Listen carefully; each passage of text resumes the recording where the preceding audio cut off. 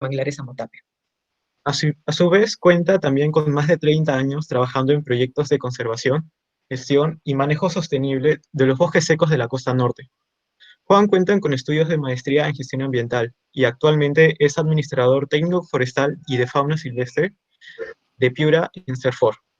Sin más, eh, sin más preámbulo, lo invitamos a nuestro amigo Juan Lucio a presentar las diapositivas. Muchas gracias por su atención y su espera. Sí, al Círculo de Investigación del Bosque Seco del Perú por esta invitación para poder conversar con ustedes sobre el tema de la desertificación y también para saludar a los participantes a este conversatorio, esperando pues que estén bien. Y como mencionó Gino, hoy es un día muy especial porque estamos celebrando pues el día mundial de la desertificación, que es una problemática ambiental global que tenemos que todos trabajar para poder revertir. Muy bien, entonces, bien, vamos a conversar un poco sobre el tema de la desertificación en el bosque tropical tradicionalmente seco. Más la experiencia va a estar centrada en la región de Piura, es donde yo trabajo en estos momentos, en la costa norte del Perú. Entonces, un poco vamos a ahondar ahí en este conversatorio, pero sé que debe haber muchos especialistas también que nos acompañan en este conversatorio y algunos que como que no tienen mucho conocimiento sobre el tema. Así que vamos a empezar conociendo algunos conceptos que nos ayuden a todos a entrar en sintonía. Hacemos, por favor, la siguiente lámina. Bien, entonces cuando hablamos de desertificación, a veces nos confundimos pues entre desertificación, desertización. Entonces esto tenemos que ir clarificando estos temas. Cuando hablamos de desertificación, estamos hablando de la degradación de las tierras, ¿no? Entonces la pérdida de la productividad de las tierras, ¿no? Pero ¿dónde?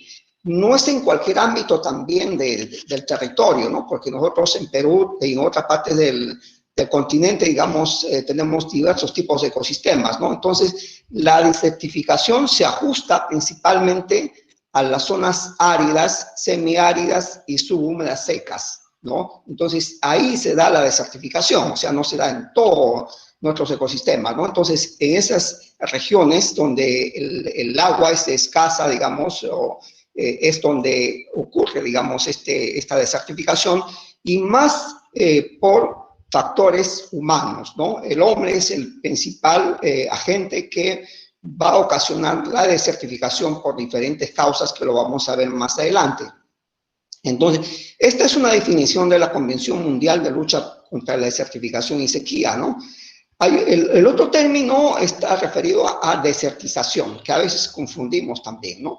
La desertización es el proceso natural de aumento de la aridez de una zona, ¿no? Entonces, es factores naturales principalmente. El hombre ahí no interviene, ¿no? Entonces, cuando no interviene el hombre ahí, estamos hablando de una desertización, ¿no? Por procesos netamente naturales. Pero todo es en zonas áridas, semisecas y subhúmedas secas, ¿no? Entonces, cuando hablamos de desertificación, hablamos de la degradación de la tierra, ¿no? Entonces, ¿qué es la degradación de la tierra? La degradación de la tierra está referido a la pérdida de la productividad biológica o económica de las tierras, ¿no? Y justamente en estas zonas que hemos manifestado, ¿no? Entonces, las tierras disminuyen su productividad por un mal manejo de este recurso importante y, digamos, por diversas causas, ¿no? Erosión, deterioro de las propiedades físicas químicas, pérdida de la cobertura natural, mal manejo del agua. Entonces, todas esas causas, digamos, origina pues que la tierra se va degradando poco a poco, se va perdiendo la productividad biológica. Si tenemos cultivos de arroz, de maíz, camote, tomate, entonces cada año, digamos, va disminuyendo su productividad, ¿no? Entonces, debido pues a la pérdida a la degradación de la tierra, ¿no? Entonces, es muy importante ver estos conceptos que nos ayudan, digamos, un poquito a trabajar el tema de la desertificación. La siguiente lámina, por favor. En la siguiente lámina también siempre hablamos de lucha contra la desertificación, combate contra la desertificación. ¿Qué es eso, no? Que vamos a pelear, ¿qué es eso, no? En realidad, cuando hablamos de lucha contra la desertificación, estamos viendo para el tema del aprovechamiento integrado de la tierra, justamente en estas zonas áridas, semiáridas, húmedas, secas, ¿no? Pero orientado, digamos, al desarrollo sostenible, ¿no? Entonces, porque el objetivo final de todo este trabajo que hacemos es el hombre, ¿no? Entonces, buscamos siempre el desarrollo sostenible para el bienestar de la humanidad, manejando adecuadamente los recursos naturales. Y la lucha contra la desertificación, pues, tiene como objetivo la prevención o reducción de la degradación de la tierra, ¿no? Entonces, eso se tiene que trabajar mediante técnicas o prácticas para evitar que la tierra se vaya perdiendo su productividad. Hay que rehabilitar tierras degradadas, hay que recuperar tierras degradadas. Hay muchas técnicas que se pueden utilizar para recuperar tierras degradadas, ¿no? Entonces, eso es cuando hablamos de lucha contra la desertificación, estamos hablando justamente de eso, que buscamos el aprovechamiento integral de la tierra, buscando pues el desarrollo sostenible, ¿no? Y con los objetivos de prevención. El otro término es sequía, ¿no? Porque hablamos lucha contra la desertificación y la sequía, ¿no? La sequía es un fenómeno que se produce naturalmente cuando las lluvias son inferiores a los niveles normales registrados, ¿no? Caso de Piura, por ejemplo, varía mucho en Piura, desde las zonas más áridas, que son 25 milímetros de precipitación por año, hasta la zona media de Piura, que está entre 100 y 150 milímetros por año, hacia las colinas, entre 400 y 600 milímetros por año. Entonces, ¿qué dice esto? ¿Cuándo ocurre una sequía? Cuando hay lluvias menores al promedio normal que se establece, ¿no? O sea, si cuando en Piura llueve 100 milímetros en promedio, llovió 50, 40, digamos, ya ocurre una sequía, ¿no? Entonces, cuando hay ese tipo de actividad de sequía, digamos, se genera pues todo un plan para prevención de sequías. Hay que ver los reservorios para tener el agua suficiente para el desarrollo agrícola. Entonces, se tiene que tomar algunas prevenciones cuando ocurre este tipo de sequías. Y lo de las zonas áridas, semiáridas y subhúmedas secas, ahí tiene que ver dos aspectos fundamentales. Uno que es el índice de aridez, ¿no? Cuando la relación de la precipitación y la evapotranspiración, digamos, esté comprendida entre 0.05 y 0.065, ¿no? Se excluyen las zonas polares y subpolares, desde luego, ¿no? Pero también ahí tiene que ver mucho con el régimen hídrico, ¿no? El régimen de aridez, ¿no? El régimen de aridez ya son las condiciones climáticas que están sujetos, digamos, a la cantidad de precipitación ocurrida por años, ¿no? Entonces, a veces, por ejemplo, en la costa norte, en Piura, llueve, pues, 3 meses de los 12 meses que tenemos, ¿no? O sea, 9 meses seco, ¿no? Si no hay lluvias o sea, si son 6 meses secos, digamos, estarían en el rango de la clasificación de subhúmedas secas, ¿no? Entonces, cuando hay más de 6 meses sin lluvia, ya estamos hablando de zonas subhúmedas secas, y en caso de Piura, que son 9, 10 meses sin lluvias, estamos hablando ya de una zona semiárida, ¿no? Entonces, es un poco, le da esa clasificación de acuerdo a la cantidad de precipitación que se da en cada zona, o también de acuerdo al índice de aridez, que es la relación que se obtiene, pues, entre la precipitación y la evapotranspiración, porque en zonas áreas la evapotranspiración potencial es mucho más alto que la precipitación, ¿no? Entonces, eso ocurre, digamos, en estas zonas áridas, semiáridas y subhúmedas secas, ¿no? En la siguiente lámina vamos a ver un mapita, digamos, bueno, es bueno, el mapa global, digamos. Entonces, ya hemos visto los conceptos de desertificación, estos procesos de combate, lucha contra la desertificación en las tierras áridas. Entonces, acá vemos que la desertificación pues es un problema global, ¿no? Entonces, que se da en todo nuestro planeta. Como ustedes ven ahí, tenemos lo de coloración rojo, digamos, son las tierras que están clasificadas como áridos, semiáridos o húmedos secos, ¿no? Vemos en todos los continentes, digamos, tenemos este tipo de tierras, ¿no? Entonces, en realidad la tierra se está degradando pues a un ritmo insostenible por las malas prácticas que cada vez hace el hombre, ¿no? Entonces, eso es un mensaje de este año de 2020 de la lucha contra la desertificación y sequía nos hace pensar pues que tenemos que cambiar nuestras actitudes hacia evitar las causas de la deforestación y degradación de tierras, ¿no? Porque cada vez también nuestra humanidad, digamos, el crecimiento demográfico es alto, tenemos mayor requerimiento de necesidades en producción, en caso de fibras para las ropas, alimentos y todo eso, ¿no? Entonces cada vez se tiene que destruir bosques para dar paso a, digamos, a áreas agrícolas y así está ocurriendo, digamos, muchos impactos negativos, ¿no? Entonces, la desertificación es un problema global, así como la diversidad biológica, así como el cambio climático, que son temas globales que se tiene pues que trabajar de manera concertada entre países, ¿no? Entre gobiernos para poder luchar con este problema global que tenemos, ¿no? Entonces, la siguiente lámina, por favor.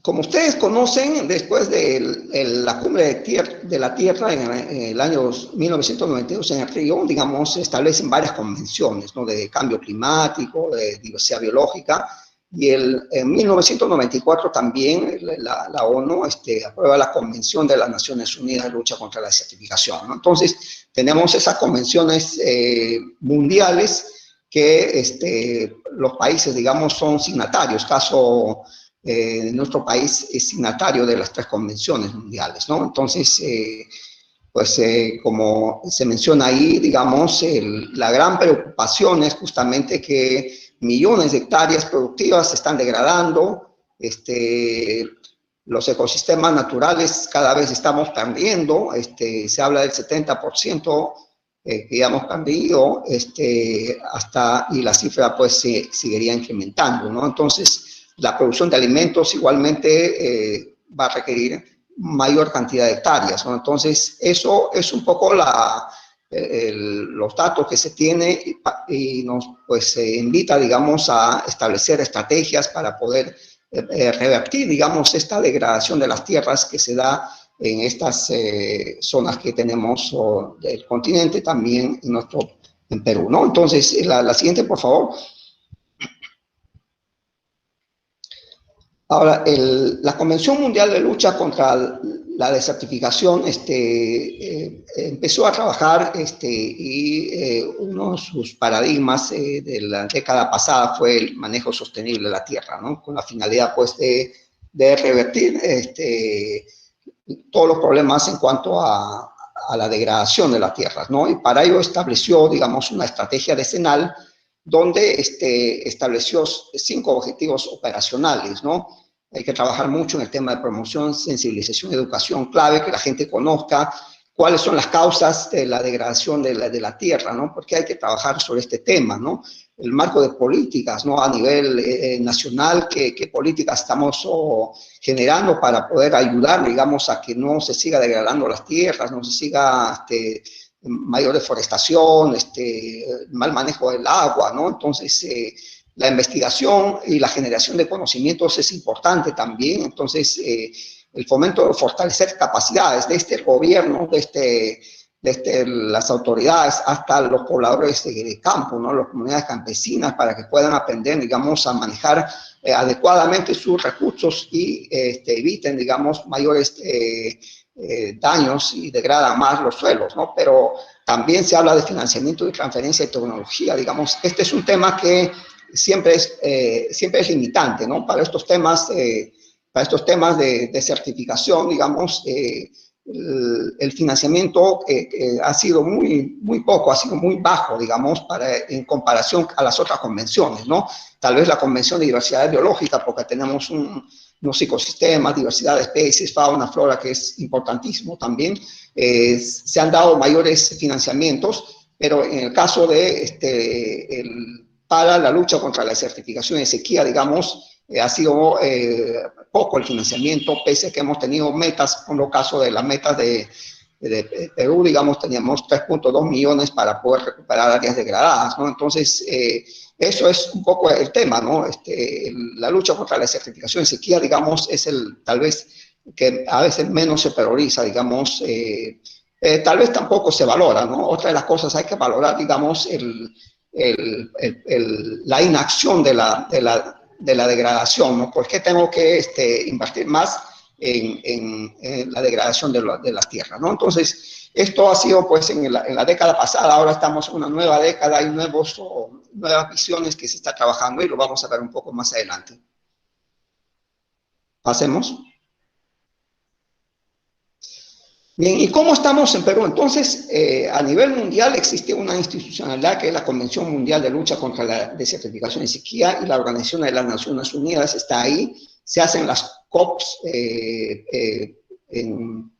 a cada 2 años. La última que se hizo es en Nueva Delhi, India, ¿no? Y así se hacen las COPs donde se toman acuerdos, ¿no? Y cada país, como son signatarios de estas convenciones, digamos, también a nivel de país tienen que tener una institucionalidad. En este caso, en nuestro país, es el Ministerio del Ambiente quien tiene que ver con el tema de la lucha contra la desertificación y sequía. Tenemos ahí un viceministerio de Desarrollo Estratégico de los Recursos Naturales, MINAN, y también de manera más directa es la Dirección General de Cambio Climático, de certificación de recursos hídricos, ¿no? Que tienen que ver con toda esta política para poder trabajar toda esta temática de la desertificación y la lucha contra la sequía. Entonces, el MINAN es el punto focal para la Comisión de Lucha contra la Desertificación y Sequía, ¿no? Entonces, en estos eventos de la COPs, digamos, el MINAN lleva todo el informe, todos los avances que el país realiza, digamos, a cada 2 años. Pero el MINAN no trabaja solo, ¿no? Dentro de la gobernanza de todas estas temáticas, digamos, hay una Comisión Nacional de Lucha contra la Desertificación y Sequía, que es la CONALDES, ¿no? La CONALDES está representado por diferentes ministerios o instituciones, gobiernos regionales, comunidades campesinas. Entonces, hay toda una representatividad de autoridades que tienen que ver, digamos, con esta temática, ¿no? Es a nivel nacional. Entonces, ahora, digamos, los instrumentos de gestión que tiene nuestro país, el año 2000 ya teníamos un plan de acción de lucha contra la desertificación y sequía, que se avanzó varios de estos temas, se trabajó estrategias financieras, mecanismos innovadores, y al año 2016 tenemos una estrategia nacional de lucha contra la desertificación y sequía, ¿no? Entonces, esto es importante. Y esta estrategia menciona, pues, que tenemos que hacer sinergias con las otras convenciones, ¿no? Cambio climático, diversidad biológica, pero en realidad está muy relacionado, digamos, todas estas acciones que se hace, tanto de revertir la degradación, conservar nuestra diversidad biológica, el cambio climático, todo está muy relacionado, ¿no? Entonces, tenemos que trabajar de manera sinérgica estas 3 convenciones, o estas 3, en el caso nuestro, 3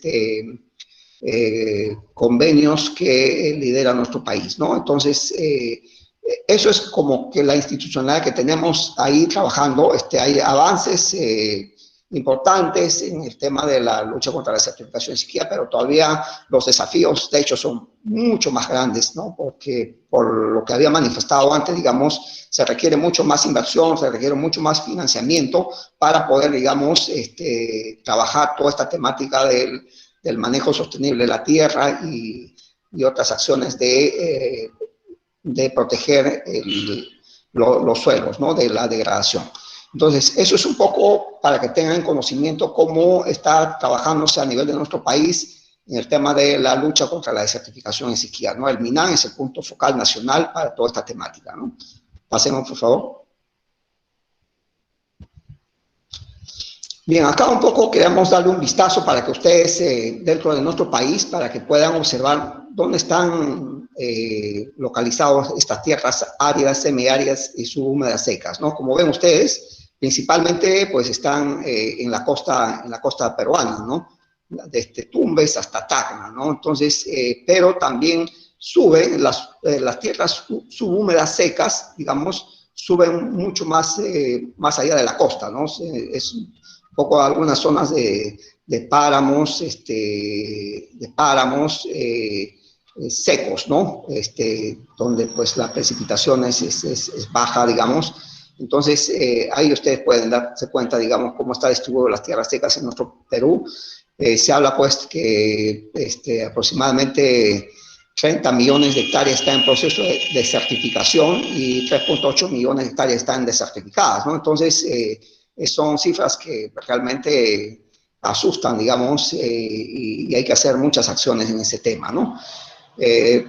Bien, entonces lo que vamos a ir trabajando es un poco más hacia la costa norte, donde es mi ámbito de trabajo, que son los bosques tropicales estacionalmente secos, donde está remarcado ahí entre Lambayeque, Piura y Tumbes, que tiene tal vez otra característica en comparación a la costa sur, ¿no? La costa sur mayormente es mucho más árido, con algunas vegetaciones de lomas, pero la costa norte sí tiene una cobertura arbórea que son los pues, llamados bosques tropicales estacionalmente secos, ¿no? Que es bastante importante, que tenemos cerca de 3.200.000 hectáreas en esta costa norte del Perú. En la siguiente podemos ver, digamos, este mapa, digamos, de la distribución de los bosques. Bueno, acá está, es Perú. Ahí podemos ver, digamos, toda la parte marrón hacia la zona de Lambayeque, Piura y Tumbes. Son los bosques secos o bosques tropicales estacionalmente secos, ¿no? Que es un nombre más técnico, ¿no? Como vemos ahí, digamos, son cerca de 3.600.000 hectáreas, que corresponde pues a 2.8% de los bosques en nuestro país, ¿no? Son, lógicamente, en comparación con la Amazonía peruana, es poquísimo, pero lo poco que hay de bosques en la costa norte tienen tiene una importancia económica grande para las poblaciones que habitan en este ecosistema, ¿no? Entonces, de ahí vamos a ir viendo un poco más sobre estas actividades, ¿no? Pasemos por la otra lámina, por favor. Bien, ahí podemos ver ya el ámbito de los bosques tropicales extremadamente secos de la costa norte. Ahí estamos viendo Lambayeque, Piura y Tumbes. En La Libertad tenemos también un poquito de bosques secos, ¿no? Siempre a veces le excluimos a La Libertad. Tenemos ahí cerca de 1.500 hectáreas de bosque seco en la zona de Cañoncillo. Entonces, en San Pedro de Ioc, entonces tenemos ahí bosque seco también, pero la mayor extensión de estos bosques secos están en Piura, ¿no? Entonces, ahora, los bosques secos que tenemos ahí, muchos pensamos que son todo igual, no es así, ¿no? Tienen su diferenciación de acuerdo al relieve fisiográfico. Podemos encontrar bosques de llanuras, tal vez es la mayor extensión de bosques de llanuras. Ahí, lo que ustedes pueden ver, el color amarillento, digamos, son los bosques de llanuras, la mayor extensión. En caso de Piura, solo Piura tiene 1.036.000 hectáreas de bosques de llanura, en la cual predominan los bosques de algarrobo, ¿no? Combinados pues con zapote, charanes, paiques, aromos, ¿no? Entonces, este tipo de bosques de llanura son los más productivos, porque el algarrobo es una especie de uso múltiple que sirve para una serie de actividades económicas y por lo tanto es el más productivo de todos los bosques que tenemos en la costa, ¿no? Luego están los bosques secos de colinas, que ya están en un relieve mucho más de 300 a 600 milímetros de altura, donde hay una mayor diversidad de especies, hay poco algarrobo, hay otras especies, caso de hualtaco, palo santo, pasayos, polo, ceibos, guayacanes. Entonces, hay una mayor diversidad de especies, pero por las características fisiográficas y la calidad de sitio, digamos son zonas donde no se pueden realizar explotación forestal de mayor impacto, solo de bajo impacto, ¿no? Porque las especies demoran en su crecimiento. El caso del guayacán, por ejemplo, les hablo, que para llegar a un diámetro mínimo de aprovechamiento, que son 30 centímetros de diámetro, estamos pensando en aproximadamente 60 años, ¿no? Entonces, 60 años tenemos que esperar para poder aprovechar una especie que hemos plantado, ¿no? Entonces, los turnos de aprovechamiento son demasiado largos, por eso que en esas zonas, digamos, el aprovechamiento de estas especies duras, digamos, tiene que ser de muy bajo impacto, que no afecte mucho, porque si no, los bosques se van a degradar y no vamos a tener mayores cobertura en esas zonas, ¿no? Y luego están los bosques secos de montaña, ¿no? Entonces, eso ya van desde los 600 milímetros hasta aproximadamente 1.500, 2.000 milímetros, 2.000 metros sobre el nivel del mar, ¿no? Entonces, por sus características, estos bosques de montaña, pues son ya de unas pendientes fuertes, ¿no? Entonces, ahí exclusivamente estos bosques son de protección, ¿no? Entonces, ahí no puede haber aprovechamiento de especies, salvo otras especies que pueden, digamos, estar caído, muerto biológicamente, que sí se puede recolectar, pero una tala de los árboles es complicado hacer en esas áreas porque estaríamos degradando los suelos, ¿no? A través de la erosión hídrica, ¿no? Entonces, esas son las características que tenemos de los bosques tropicales estacionalmente secos, ¿no? Entonces, en caso de Piura, tienen alrededor de 2 millones de hectáreas. Entonces, pero como mencioné, las zonas áridas, semiáridas, subhúmedas secas, entonces de las zonas subhúmedas secas pasan más del bosque tropical seco. Entonces estaríamos hablando ya de la zona mucho más alta donde están los páramos, que son los productores de agua, ¿no? Entonces ahí hay que tener bastante cuidado porque los bosques de esa zona pues son importantísimos por la provisión del recurso hídrico, ¿no? Pero lamentablemente en esas zonas también hay un deterioro de los bosques nativos para poder dar paso, digamos, a una agricultura de subsistencia en las zonas altas por las comunidades campesinas, ¿no? Entonces, eso es un poco el panorama de los bosques secos, pero lo que sí tengo que manifestarles, pues, que el 95% de los bosques secos están degradados, ¿no? Ya no es esos bosques densos o que no han sido aprovechados por el hombre, ¿no? Sino la mayor extensión de estos bosques han sido aprovechados, han sido talados selectivamente, han venido siendo aprovechados hace muchos años, ¿no? Porque ustedes saben que estos bosques se empezaron a aprovechar desde los años antes de 1900, ¿no?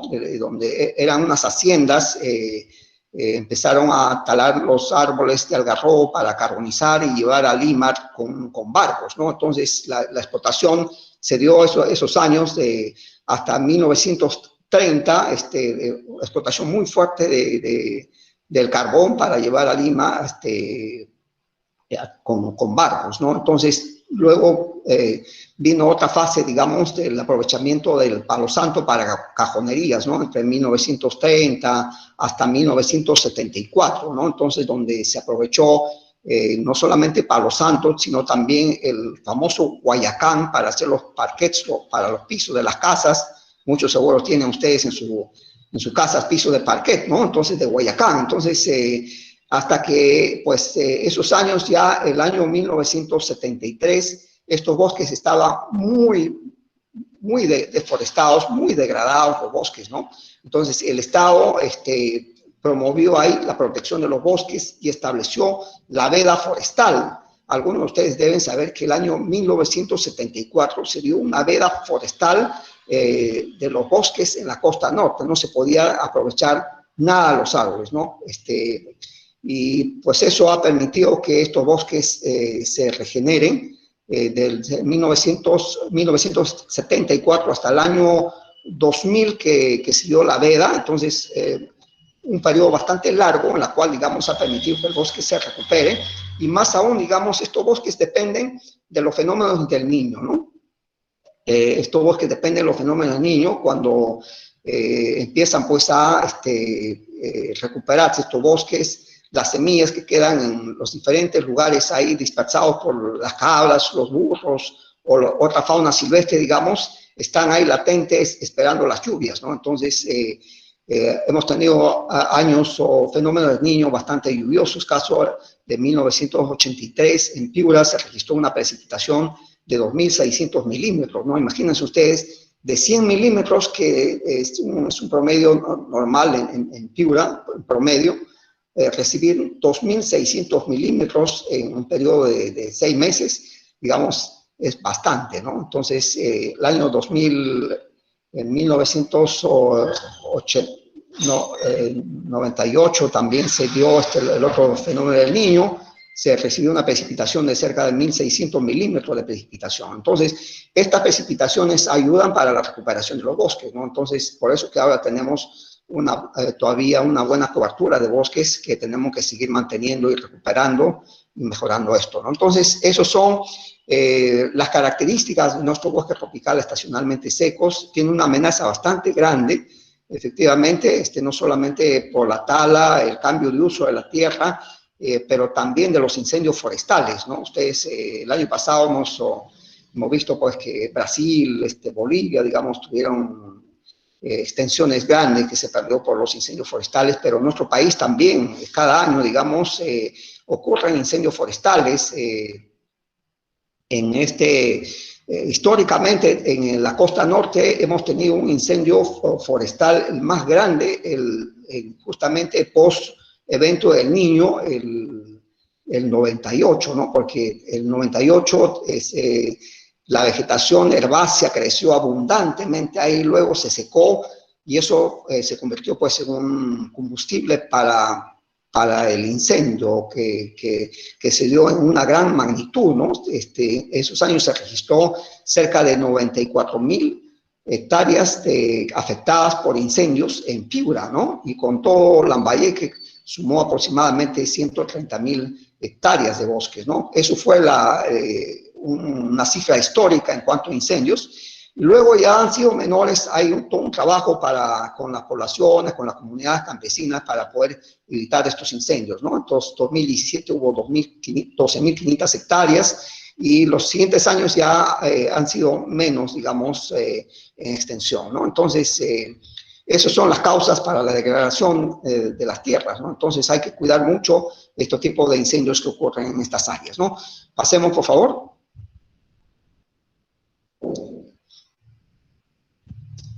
La siguiente lámina, bueno, este es un poco también lo que ya habíamos conversado de las inundaciones. El tema de la salinización también es otro efecto que ocurre, digamos, en los procesos de desertificación, ¿no? Entonces, ¿por qué la salinización?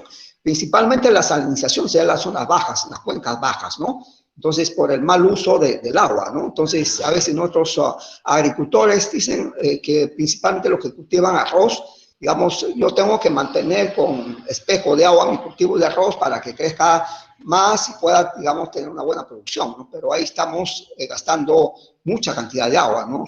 Por hectárea, se conoce que gastan cerca de 18.000 metros cúbicos por hectárea, por campaña de cultivo de arroz, ¿no? Entonces es bastante alto, ¿no? Imagínense ustedes, ¿no? Entonces hay trabajo que se está haciendo a través de sistemas de riego, por ejemplo, por secas intermitentes, en la cual, digamos, se reduce, digamos, el consumo de agua. Por esto se habla de entre 10 a 12.000 metros cúbicos por hectárea para el cultivo de arroz, ¿no? Entonces, tenemos que buscar la eficiencia en el uso del agua, ¿no? Entonces, más aún todavía en una zona seca como es Piura o Tumbes o Lambayeque, ¿no? Donde el agua pues es escaso, ¿no? Si no tuviéramos estos reservorios de Poechos en Piura o la de San Lorenzo, en Piura tenemos dos reservorios, Poechos y San Lorenzo, digamos, no tendríamos cultivos agrícolas y tal vez el agua para consumo humano también sería escaso, ¿no? Entonces, estos reservorios ayudan, digamos, el desarrollo de estas actividades agrícolas, uso doméstico, industrial, pero, digamos, tenemos que optimizar el uso del recurso hídrico que es tan escaso, ¿no? Entonces, eso es importantísimo, ¿no? Entonces, el resto creo que ya lo hemos hablado. Digamos, el cambio de uso de los suelos para otras actividades agrícolas. En Piura, ustedes saben, hay mucha agricultura de agroexportación. Eso es muy bueno, pero tenemos que trabajar en base a la aptitud de los suelos, ¿no? Para ciertos cultivos, ¿no? Entonces, a veces afectamos los bosques y estamos ocasionando, pues, ese deterioro de la degradación de las tierras. Pero además, digamos, también los cultivos en costa ahora utilizan el agua subterránea, ¿no? Entonces, también el agua subterránea, estas grandes empresas, digamos, se abastecen del agua subterránea y es como una bomba que saca todo el agua subterránea, ¿no? Ojo, y hay nuestro algarrobo que se abastece, digamos, con sus raíces y aprovecha el agua subterránea para vivir en el desierto.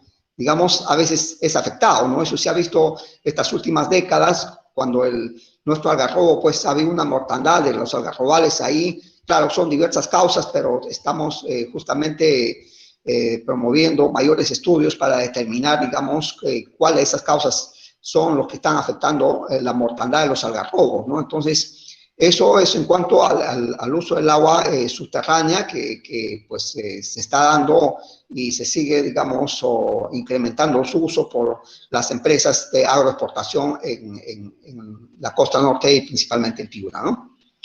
El siguiente, por favor.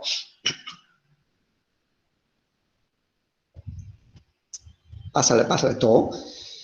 Bien, un poco ya aterrizando en Piura, pues hemos empezado a trabajar en Piura, haciendo un diagnóstico para determinar, digamos, cómo está la desertificación en Piura, ¿no? Entonces, ahí tenemos algunas cifras de la erosión hídrica.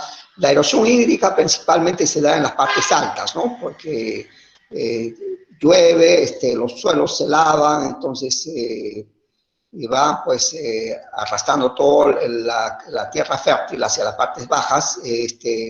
Ahí tenemos zonas como Ayabaca y Huancabamba, que son zonas andinas de Piura, donde se da más la deforestación, ¿no? Entonces, eso lo vamos a ver un poquito más adelante. Pero este es un poco algunas cifras. Tenemos también ahí por el mal de drenaje, porque a veces la gente, los agricultores no realizan el mantenimiento adecuado de sus canales para el drenaje, ¿no? Y ocasiona la salinización de los suelos, ¿no? Todo esto pues incluye mucho a la desertificación en Piura, que como ven ustedes, la zona color amarillo son las que son más afectadas y están en las zonas bajas principalmente de Piura, ¿no? En la siguiente lámina vamos a ver la deforestación. La deforestación en Piura es otro de los aspectos también que se viene incrementando año a año. Digamos, puedes darle una más, por favor, para ver el mapa. Entonces, como ven ustedes, ahí tenemos un incremento entre el 2010 y 2015, digamos, se han incrementado las cifras de la deforestación. Y como ven, el color rojo, la mayor deforestación se da en Ayabaca y Huancabamba, ¿no? Huancabamba aproximadamente 300.000 hectáreas, 250.000 en Ayabaca. Entonces, son las zonas que tienen mayor deforestación, ¿no? Y eso ocasiona pues la erosión hídrica, el lavado de los suelos, la pérdida de la fertilidad de las tierras en esas zonas, ¿no? Y ahí pues afecta mucho, digamos, a la pobreza, ¿no? Finalmente, digamos, en la zona andina tenemos la pequeña agricultura, que son familias campesinas que se dedican a esta actividad, que no manejan bien el suelo y cada año tienen que ir ampliando talando bosques nativos para hacer su agricultura, ¿no? Pero finalmente, digamos, tienen ellos pérdidas económicas y afecta pues su economía de estas familias, ¿no? Entonces, en cuanto a la tasa de deforestación, si bien es cierto está disminuyendo, ahí estamos haciendo muchos esfuerzos de manera interinstitucional para poder disminuir la tasa de deforestación. Al 2015 tenemos una tasa de deforestación de 17.589, este es bastante alto en una zona muy frágil como es los bosques secos, ¿no? Entonces, sabemos que en nuestro país para este año han sacado una cifra el año pasado, una cifra de 162.000 hectáreas para el año 2019, ¿no? Entonces, Piura tenemos cerca de 17.500. Ojalá estemos un poco trabajando para reducir estas cifras, ¿no? Entonces, eso es en cuanto a la deforestación que tenemos en Piura. Las principales causas, pues, son aquí el cambio de uso de los bosques para diversos tipos de cultivos agrícolas, la tala selectiva, la tala ilegal ocasiona la degradación forestal, ¿no? La degradación, la pérdida del número de árboles por hectárea, ¿no? Esa es la degradación forestal. Entonces, ahora la deforestación en las minerías y las empresas petroleras, eso sí se da, a tala rasa cortan para instalar sus sistemas de succión de petróleo, por ejemplo. Pero en este caso, digamos, son autorizados ahí y hacen su compensación por desbosque, que se llama, ¿no? Entonces, hay empresas que ya están cumpliendo con su desbosque, caso de la empresa Misquimayo en Sechura, que ha deforestado cerca de 350 hectáreas y ha reforestado 350 hectáreas, ¿no? Con una inversión bastante alta, ¿no? Muy bien, eso es lo que tenemos en deforestación. Podemos pasar, por favor. Y la deforestación también es un tema que está ligado a cambio climático, ¿no? La deforestación está ligada a cambio climático, diversidad biológica, ¿no? Entonces, y en nuestro país, en cuanto a las emisiones de gases de efecto invernadero, la deforestación y la degradación forestal es el más alto porcentaje que tenemos, ¿no? Entonces, por eso que tenemos que revertir, digamos, esta deforestación y degradación, tenemos que disminuir para poder, digamos, conservar nuestros bosques y disminuir estos gases de efecto invernadero, pues que ocasiona el calentamiento de nuestro planeta, ¿no? Que eso tenemos que trabajar mucho en este tema, ¿no? Entonces, como ven ustedes, los bosques están muy relacionados con cambio climático, y por eso que tiene que trabajarse de manera sinérgica con estas tres convenciones, ¿no? Cambio climático, diversidad biológica y lucha contra la desertificación y sequía. Pasemos, por favor. Y las actividades de la lucha contra la desertificación y sequía se hace a nivel interinstitucional, ¿no? Entonces puede pasar, por favor. Entonces, es por eso que tenemos que trabajar con las autoridades competentes que tienen que ver este tema, ¿no? El MINAN tiene que ver con la lucha contra la desertificación y sequía, y también los gobiernos regionales y los gobiernos locales, ¿no? Entonces tenemos que trabajar con los gobiernos locales, porque los gobiernos locales tienen un plan de acción regional, un plan ambiental regional, tienen las políticas ambientales regionales, entonces debe estar inserto estos planes en estas políticas ambientales, ¿no? Porque si no, no va a ser sostenible en el tiempo, ¿no?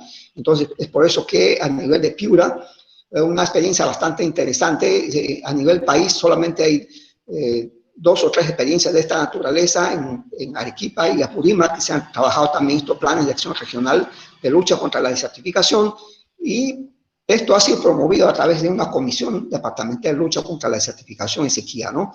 Diversas instituciones, tanto de la sociedad civil, las ONGs que han liderado todo este proceso, trabajando con el gobierno regional, con los gobiernos locales, con las instituciones, es de esa manera que podemos lograr, digamos, que esto sea sostenible en el tiempo, ¿no? Es un plan que ha sido aprobado por el gobierno regional de Piura, entonces hay muchas acciones que se han establecido de manera participativa, digamos, se ha trabajado este plan, hay metas, hay indicadores para poder trabajar todo esto, se ha avanzado en este proceso, pero los procesos son dinámicos, ¿no? Los procesos van cambiando, digamos, y ahora tenemos que ajustar estos procesos. Pero también, estos procesos también a veces se van, avanzan en un periodo cuando las autoridades le dan el respaldo a estas acciones, ¿no? Entonces, a veces cuando hay cambios de gobiernos, digamos, un poco limitan este avance que se ha venido desarrollando. Entonces,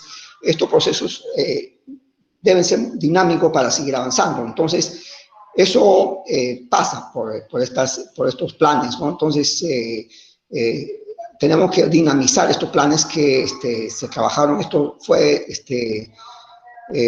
aprobado el año 2014, digamos, está vigente todavía hasta el próximo año, así que ya evaluaremos los avances de este plan para luego ya adecuarnos a las nuevas estrategias que la Convención Mundial de Lucha contra la Desertificación ya está trabajando, ¿no? Entonces es importante que tenemos que trabajar interinstitucionalmente estas acciones y que tienen que ser, digamos, aprobados por la autoridad regional para que pueda, digamos,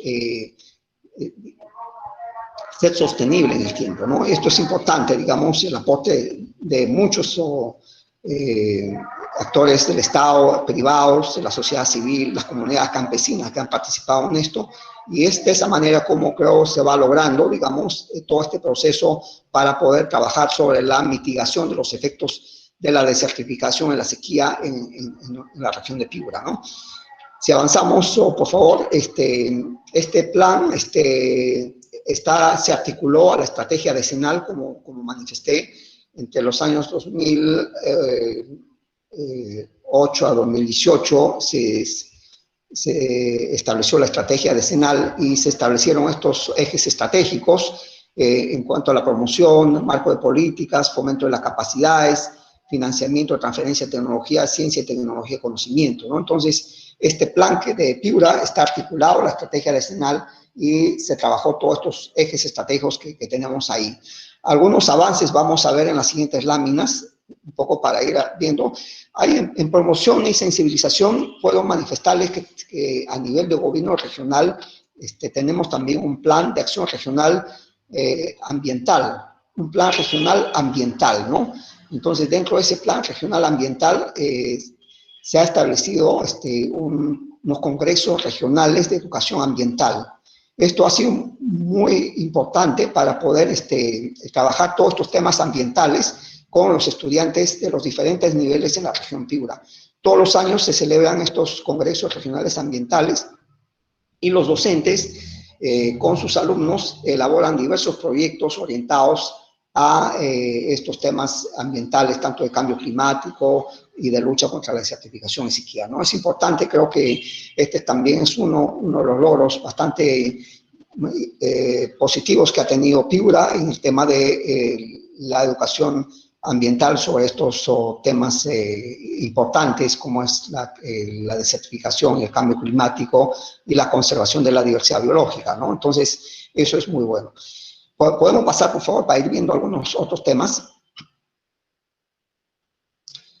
Las políticas también son importantes, digamos, para todo este trabajo de la lucha contra la desertificación, ¿no? Entonces, a nivel de CERFOR, existen reglamentos para la gestión de plantaciones forestales y sistemas agroforestales que luego ayudan mucho para que la sociedad civil, las empresas, se pueden formular proyectos, ¿no? Para el establecimiento de plantaciones con fines comerciales, concesiones para plantaciones forestales. Entonces, hay lineamientos que favorecen para ello, ¿no? Últimamente también se sacó los lineamientos para la restauración de ecosistemas forestales, ¿no? Entonces, como vemos, las políticas que se están generando, digamos, contribuyen, digamos, para que se pueda generar proyectos enfocados a revertir, digamos, la degradación, incrementar mayores plantaciones forestales, entonces existen todo eso, ¿no? Entonces, pero también a nivel regional, digamos, existen políticas que favorecen esto, ¿no? Por ejemplo, una de las políticas que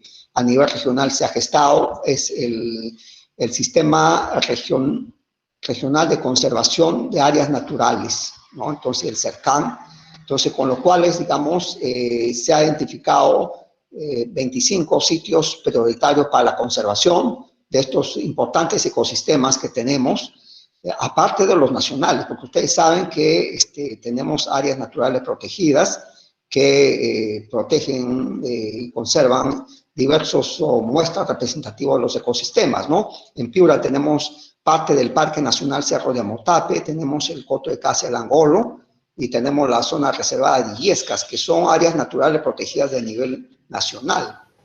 Pero el sistema regional de áreas naturales protegidas es que se genera en la propia región y para eso se generan las políticas regionales, ¿no? Entonces, ahí tenemos cerca de 15 áreas de conservación privada, tenemos cerca de 4 áreas de conservación ambiental y tenemos un área de conservación regional, ¿no?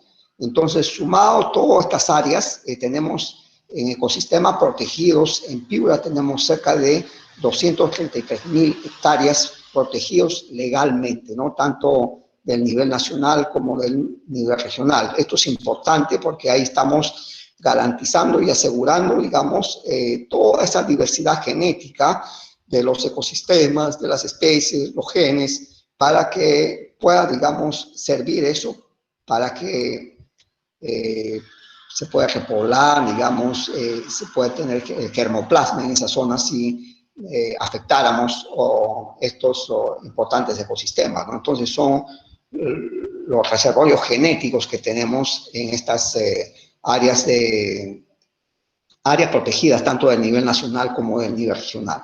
Eso es muy importante. Entonces, las políticas, tanto regionales, locales también, en algunos casos, y nacionales, son favorables. Cada vez hay más, de hecho falta mucho más, ¿no? Pero hay que seguir generando, digamos, a nivel regional, los vacíos en normatividad que tenemos y hay que proponer y tenemos que sacar esas normas, ¿no? Para poder hacer un uso sostenible de nuestros recursos sin agotarlos como debe ser para asegurar no solamente la disponibilidad de recursos para las actuales generaciones, sino también para las futuras generaciones, ¿no? Eso es un poco la sostenibilidad, ¿no? Hay que pensar en el futuro, ¿no? Que estos ecosistemas siguen brindando esos servicios ecosistémicos, bienes y servicios ecosistémicos que nos brindan, ¿no? El siguiente, por favor.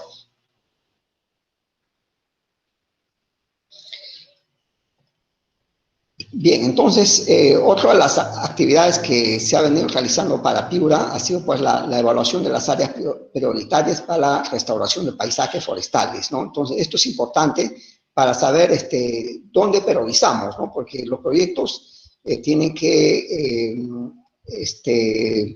buscar y solucionar un problema. Y los problemas tenemos que ver dónde las áreas están más degradadas, ¿no? Ahí tenemos que priorizar proyectos, ¿no? Entonces, como vemos ahí, las áreas más degradadas tenemos en las partes altas, ¿no? Las cuencas también, que vemos la cuenca del Piura, la parte alta del Piura, ¿no? Entonces, en esas zonas deberemos priorizar estos proyectos, ¿no? De protección, de conservación, de plantaciones forestales. Ahora le llamamos infraestructura natural, ¿no? Entonces, haremos infraestructura natural en esas zonas, ¿no? Con diversas prácticas de conservación de suelos, ¿no? Plantaciones y todo eso. Entonces, esto se ha hecho un trabajo participativo también en Piura, lo hizo CERFOR, elaborado en base a una metodología de la UICN, ¿no? Entonces, y de todo esto tenemos como resultado áreas prioritarias para la restauración. Tenemos cerca de 300.000 hectáreas con una prioridad muy alta en Piura, ¿no? Entonces, si queremos elaborar proyectos de infraestructura natural, conservación de suelos, o plantaciones con especies nativas, para proteger, digamos, las cuencas, tenemos que realizar en estas áreas que están priorizadas, ¿no? Que tienen prioridad alta, ¿no? Entonces, para eso se hacen estos estudios, ¿no? Pero muchas veces, a veces no se toman en cuenta estos estudios, entonces se hacen en otras áreas donde no es prioritario, ¿no? Entonces, aquí tiene mucha relación con el control de inundaciones, ¿no? En caso de la cuenca alta del río Piura, Ustedes saben que Piura, digamos, con los fenómenos del Niño, digamos, se inunda las ciudades y afecta mucho la infraestructura de las ciudades, digamos. Entonces, tenemos que hacer, digamos, proyectos en las partes altas para poder evitar las inundaciones, ¿no? Es uno de los, a través del proyecto de servicios ecosistémicos, ¿no? Entonces, estos son acciones que se han realizado, que tenemos toda esta información y que los proyectos deben, digamos, desarrollarse en estas zonas priorizadas para evitar mayores daños de inundaciones y para poder generar actividades económicas sostenibles con las poblaciones que viven en estas zonas, ¿no? Entonces, esto es importante, digamos, estos estudios, y creo que sí, porque la siguiente lámina vamos a ver que el consorcio Inundaciones Piura, digamos, ya está trabajando en base a esta información y también ya con imágenes de satélite, con trabajos de campo, está trabajando ya una acción mucho más fina, ¿no? Más detallada para poder establecer qué proyectos debemos trabajar en este plan maestro del río Piura, ¿no? Entonces, eso es importante. Pasemos a la siguiente lámina, por favor. Y ahí vemos justamente, ¿no? Entonces, ahí tenemos las cuencas altas, digamos, que se han identificado algunos proyectos de regulación hídrica, ¿no? En la zona de Canchaque, en las zonas de San Miguel del Faique, ¿no? Entonces, todos estos son lugares donde el consorcio de Inundaciones Piura ya está tomando toda la información para poder trabajar proyectos y se evite por las inundaciones, pero ahí también vamos a evitar la degradación de las tierras, ¿no? Entonces, eso es importante, ¿no? Hay en el siguiente cuadro, digamos, tenemos proyectos también ya con expedientes aprobados también, ¿no? Para que ustedes vean ahí, tenemos varios proyectos de inversión pública que han sido aprobados, pero que con viabilidad y todo, pero que lamentablemente, digamos, estos proyectos tienen que esperar muchos años para poder asignarles su financiamiento, ¿no? Entonces, ahí también hay un problema que no se priorizan estos proyectos de servicios ecosistémicos, proyectos de reforestación, de conservación de suelos, como que no serían los más prioritarios, ¿no? Porque mira, estos son viables. Muchos de estos proyectos también han tenido que ser actualizados. Estos proyectos necesitan ya el financiamiento, ¿no? Entonces, recién este año, con todo esto de las inundaciones del río y todo eso, se hizo toda una incidencia política para que puedan aprobar un proyecto, ¿no? Se ha aprobado un proyecto en la zona de la meseta andina, un proyecto para reforestar 1.800 hectáreas en las partes altas degradadas de Piura en un periodo de 3 años, ¿no? Actualmente ya se viene trabajando ese proyecto está siendo ejecutado por el gobierno regional de Piura a través de la Dirección Regional de Agricultura, ¿no? Entonces, como vemos, digamos, estos proyectos, elaboramos proyectos de inversión pública, pero tenemos que esperar muchos años para poder obtener el financiamiento, ¿no? Entonces, ese es los problemas que tenemos en financiamiento para estos proyectos de conservación, de servicios ecosistémicos, de reforestación o restauración, ¿no? Entonces, que pareciera que no son prioritarios, ¿no? Pero en esta época de pandemia nos hemos dado cuenta que todos que tenemos que dar una mirada hacia la conservación de nuestros recursos naturales, nuestros ecosistemas, ¿no? Entonces, este virus nos ha hecho cambiar un poquito nuestra visión. Entonces, esperemos que sirva, ¿no? Ese cambio sirva y que también se le dé importancia y prioridad para que estos proyectos que ya tienen viabilidad reciban su financiamiento y se ejecuten, ¿no? Y sirven para poder evitar la degradación de la tierra, sirven para generar empleo, sirven para dinamizar las economías de las poblaciones campesinas, ¿no? Que están en estas zonas, ¿no? Entonces, eso es muy importante, ¿no? En estas zonas tenemos comunidades campesinas que se dedican a las plantaciones de bambú con buenos, con buena economía, digamos que buenos mercados, pero necesitamos expandir, digamos, las áreas, ¿no? Para que pueda ser un negocio mucho más rentable, ¿no? Entonces hay plantaciones que están haciendo también la parte alta, otras ONGs, entonces incluso vendiendo bonos de carbono, que es una experiencia también bastante interesante de la ONG Progreso, ¿no? Entonces, eso tenemos que seguir trabajando para que pueda ser, digamos, financiado estos proyectos y puedan desarrollarse en estas zonas, ¿no? Pasemos, por favor. En cuanto a experiencias sobre infraestructura natural, sobre manejo de bosques, reforestaciones, tenemos también muchas experiencias que se han generado en esta zona de Piura, ¿no? Entonces, ustedes van a encontrar experiencias de restauración en el Perú. Ustedes pueden ingresar a la página web de CERFOR, ahí van a encontrar este documento que es importantísimo para que ustedes puedan revisarlo, todas estas experiencias, cómo se han generado, ¿no? De estas experiencias voy a hacer un breve comentario sobre la siembra directa. En las épocas del fenómeno del Niño, como mencioné, que llueve en algunos años 1.600 milímetros de precipitación, pero si hubiera solamente más de 500 milímetros de precipitación, ya se puede hacer siembra directa. ¿En qué consiste esto? Consiste en dispersar las semillas en las zonas degradadas de la costa del bosque seco que está más degradado, ¿no? Entonces se hace directamente con las poblaciones locales, digamos, y se va dejando unas 3 semillitas por cada hoyuelo, a tipo piquete o tipo siembra de maíz, y se va dejando las semillas, y con esta cantidad de lluvia, digamos, esas semillas van a germinar y se van a convertir como una regeneración del bosque, ¿no?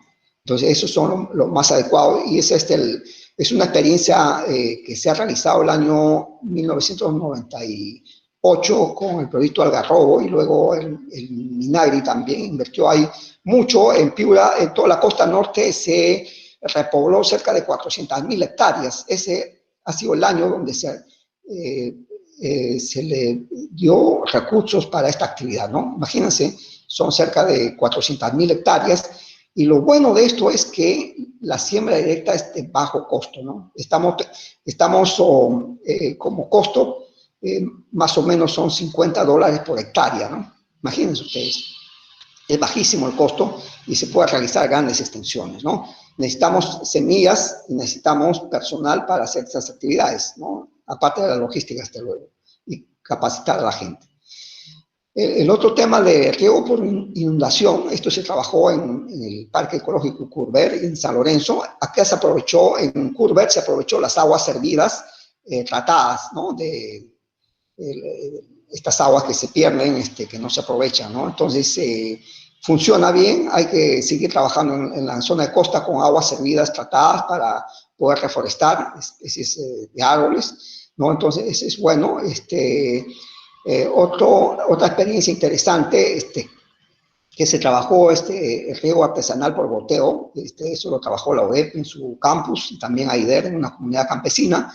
Se utilizan botellas de gaseosa, estas que ya se usaron, entonces descartables. Entonces se ponen 4 botellas, se entierran y se llena el agua, y conectado por una tubería, digamos, y se ponen las semillas, ¿no? Entonces, funciona bien estos reservorios de agua artesanal, pero significa que cada 15 días, 20 días, nuevamente se tiene que llenar estos reservorios, ¿no? Esto es un trabajo que se tiene que realizar, digamos, permanente con la población, y el agua, que es también escaso, ¿no? Entonces, otro riego por goteo tecnificado, esto realizó la empresa Misquimayo por desbosque, ha hecho desbosque y tenía que compensar el desbosque. Ellos han reforestado 350 hectáreas con riego por goteo tecnificado, ¿no? Entonces, han capturado un pozo tubular, sistema de riego por goteo y todas esas cosas. Ahora está tan bonita la plantación, 145 hectáreas de algarrobos y 105 de zapote. Entonces, pero el costo es bastante elevado. Estamos hablando cerca de 2.000 a 2.500 dólares por hectárea, ¿no? Imagínense ustedes, eso es bien complicado poder realizar, digamos, bajo los financiamientos de inversión pública, ¿no? No sería posible, ¿no? Entonces, tenemos también una experiencia interesante que es la regeneración natural asistida. Si bien es cierto, el bosque seco, digamos, principalmente algarrobos, faiques y charanes, digamos, son los que más se regeneran naturalmente. Esta regeneración se da en los bosques, ¿no? Pero si no se conservan y no se cuidan esto, digamos, los animales, el ganado, caprino, ovino, se lo come esto, ¿no? Entonces, hay experiencias de poder manejar esta regeneración, hacerle protección a estas plantitas que es bastante barato, también sale la inversión, ¿no? Ahí estamos hablando aproximadamente $70 por hectárea, digamos, en cuanto a la regeneración natural, ¿no? Entonces, si queremos, por ejemplo, hacer ahí reforestación en gran escala en el bosque seco, tendríamos que prepararnos para un fenómeno del Niño, ¿no? Siembra directa y luego manejo de regeneración natural, mucho más barato.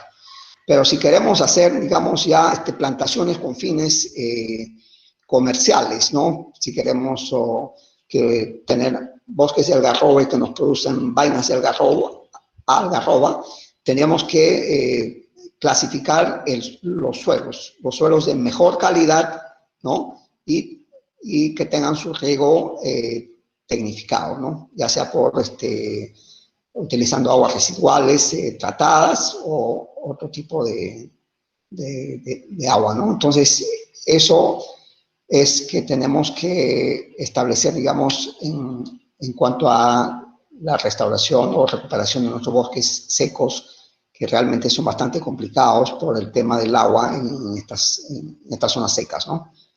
La siguiente, por favor.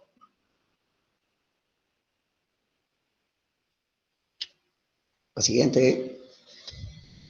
Otra experiencia interesante es para hablarles sobre el mecanismo de retribución por servicios ecosistémicos, ¿no? Entonces, hay una experiencia bien interesante que está funcionando, que es el Fondo del Agua Quirós. Este fondo de Agua Quirós se trabaja de manera articulada por una ONG que es MSI, municipios de Pacaipampa y Abaca y Junta de Usuarios. ¿Cómo funciona esto? Las juntas de usuarios de la zona baja San Lorenzo y Chira, digamos, con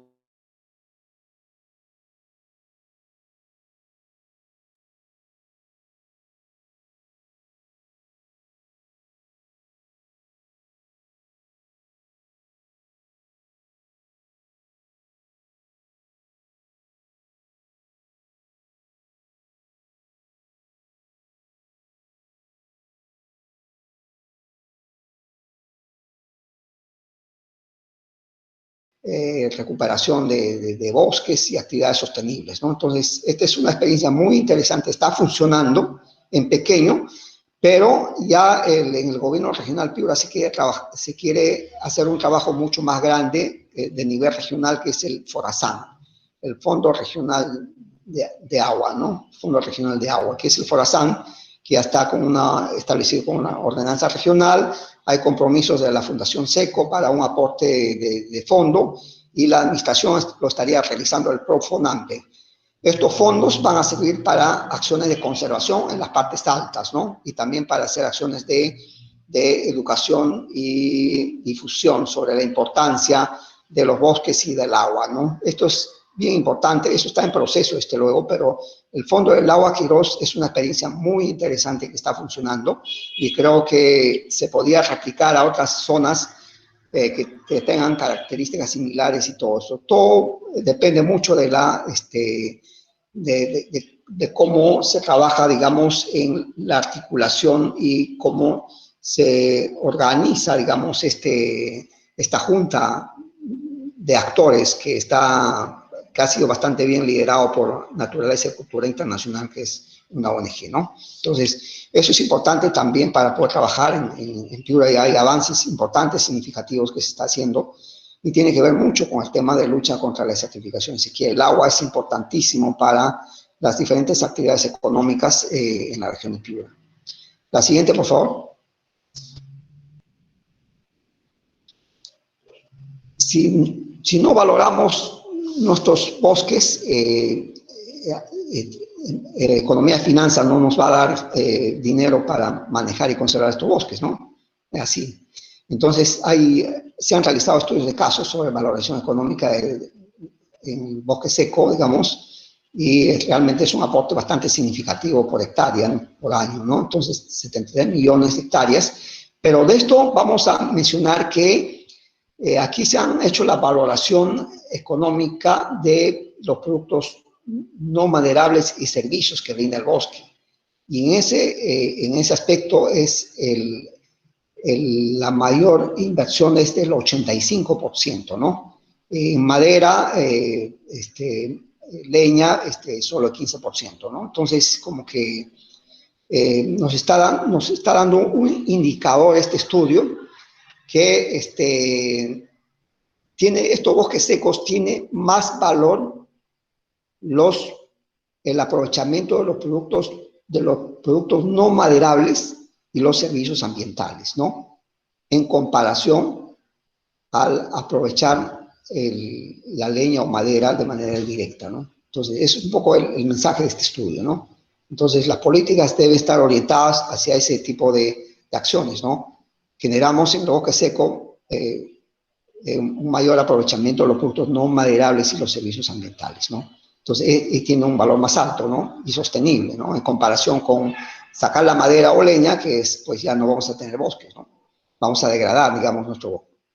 Pasemos al siguiente lámina, que también se ha hecho un ejercicio ahí también un poco similar a lo anterior, digamos, en base a valor de mercado, digamos, de productos de leña, forraje para el ganado, los servicios ambientales de captura de carbono. Se ha hecho un análisis también de esto y casi también son casi un 80%, un 70%, digamos, casi un 79%, digamos, en comparación a lo maderable, ¿no? Entonces, un poco similar a lo anterior, ¿no? Quiere decir porque estos bosques tienen mayor valor si aprovechamos productos no maderables y los servicios ambientales y los maderables en baja intensidad, ¿no? Entonces, ahí debe estar orientado el manejo de estos bosques, ¿no? Para tener una mayor utilidad, una mayor productividad de estos bosques y que pues contribuyan, digamos, a la economía de las familias, ¿no? A la seguridad alimentaria que tanto se habla en estas zonas secas, ¿no? Entonces, estos estudios ayudan mucho, digamos, para la toma de decisiones y técnicas y políticas para nuestros bosques secos, ¿no? La siguiente, por favor. Y acá hay otro estudio que hizo CEPAL, ¿no? Sobre los costos de inacción ante la desertificación y degradación de la tierra. Entonces, este estudio, si yo no hago acciones contra la degradación de la tierra, ¿cuánto estoy perdiendo? ¿No? Un poco es ese estudio, ¿no? Entonces se ha hecho un estudio del Producto Interno, cuánto generan los cultivos, para poder determinar cuánto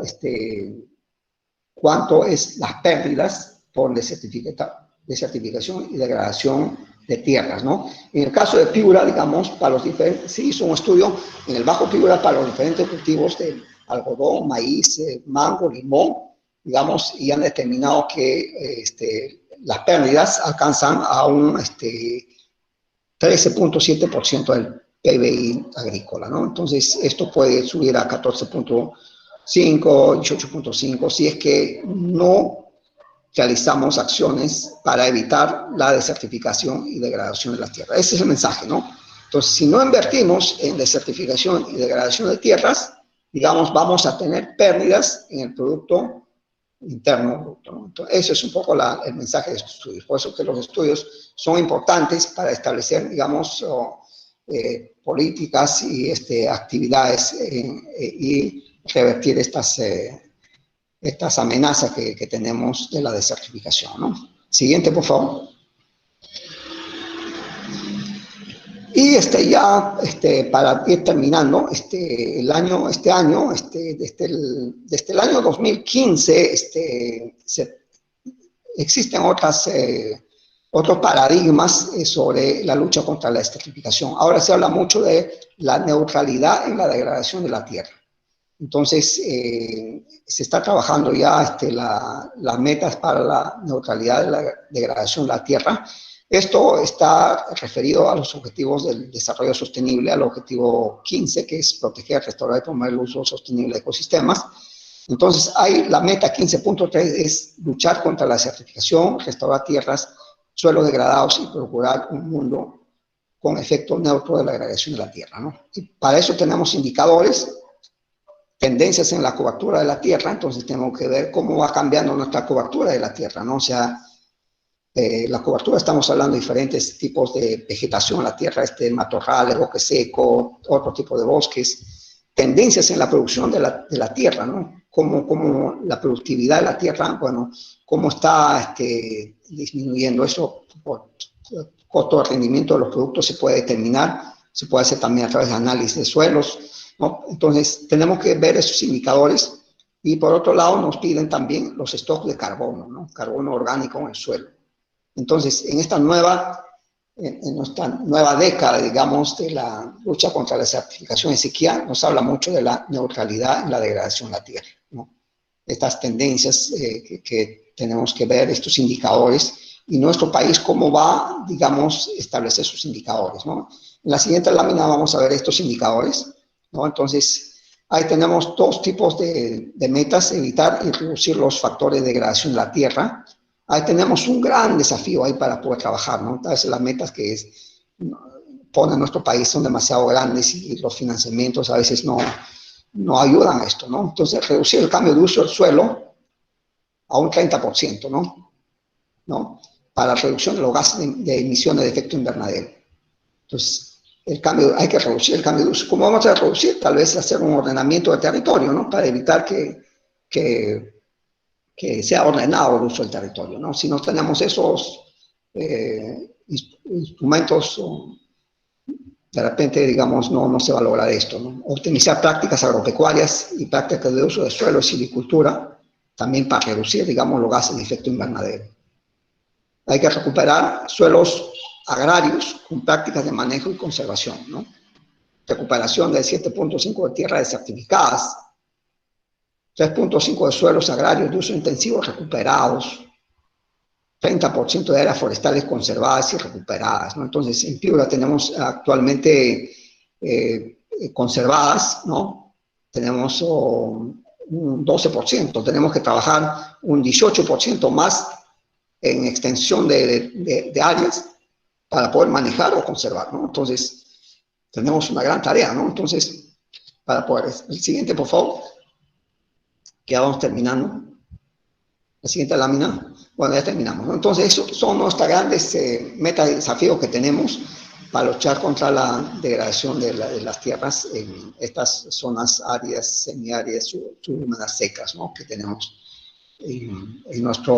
mayormente en nuestra costa y un poco más en nuestro territorio peruano, ¿no? Entonces, en eso estamos, ¿no? Entonces, lo clave de todo esto, digamos, es la institucionalidad para poder trabajar toda esta temática, tener una planificación, establecer indicadores y que existe el apoyo financiero para poder realizar estos proyectos que van a trabajarse para revertir esta degradación de las tierras, ¿no? Y los bosques.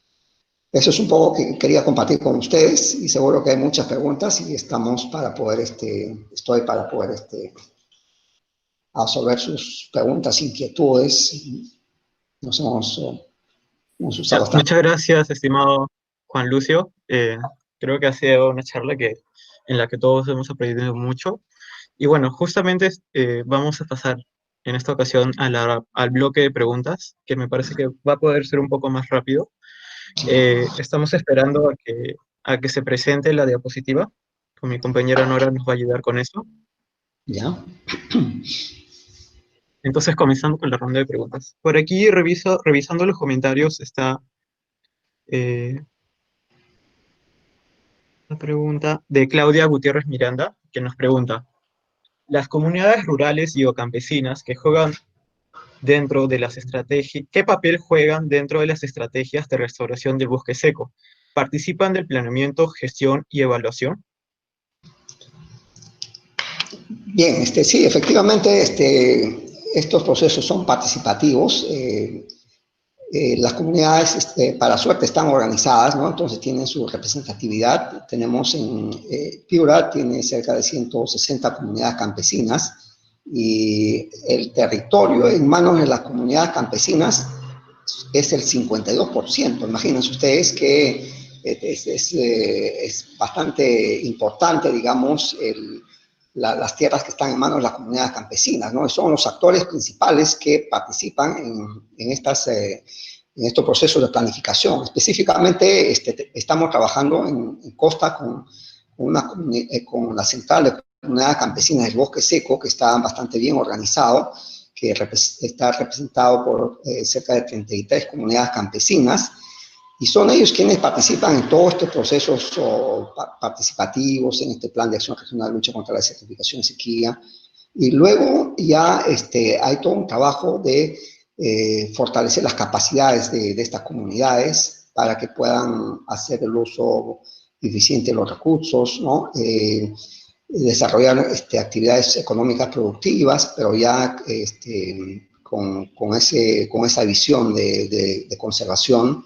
Eso es bueno, ¿no? Entonces, pero ahí tenemos un trabajo pendiente que realizar, que es la zonificación de las comunidades campesinas, ¿no?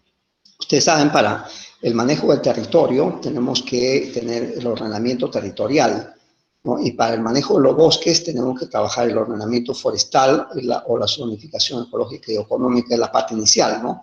Entonces, esos procesos, digamos, como que no están acabados y no ayuda mucho, digamos, el tema, ¿no? Entonces, ahí tenemos que trabajar en esos temas. Estamos con el gobierno regional justamente llevando a cabo estos procesos un poco lentos, pero ahí vamos, ¿no? Entonces, eso es importante, sí, las comunidades campesinas definitivamente, sí, si ellos no valoran sus recursos y no manejan adecuadamente sus bosques, sus tierras, su agua, digamos, va a ser difícil, digamos, o que pueda lograrse tener, digamos, o revertir esta lucha contra la desertificación, ¿no? Entonces, las comunidades campesinas tienen que generan sus actividades a través del aprovechamiento del bosque, ¿no?